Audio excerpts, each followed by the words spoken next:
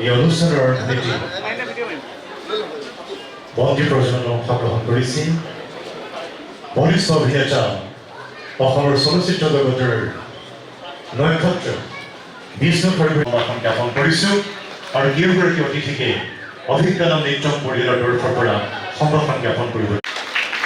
এখন গামোচাৰ লগতে এই স্মৰণ আমি আগবঢ়াইছোঁ আমি ছাৰলৈ অশেষ ধন্যবাদ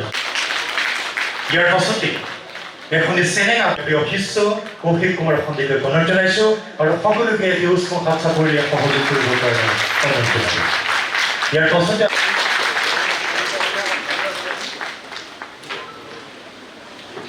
হ'বলৈ পাই অত্যন্ত আনন্দিত আমি আশা কৰিছোঁ আহিবলগীয়া দিনসমূহত তেখেতসকলৰ নৃত্য কলা আৰু সাধনাই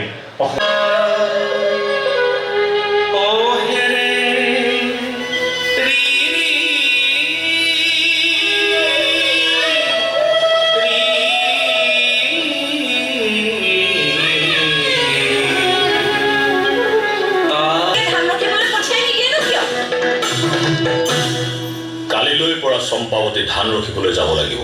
এয়া মোৰ শেষ সিদ্ধান্ত জানো ইমান নিষ্ঠুৰ সিদ্ধান্ত ল'ব পাৰে চম্পাৱতীৰ নিচিনা ইমান ফুল কোমলীয়া ছোৱালী এজনী ঘন জংঘলৰ মাজত এই পথাৰলৈ কেনেকৈ ধান ৰাখিবলৈ পঠিয়াব পাৰে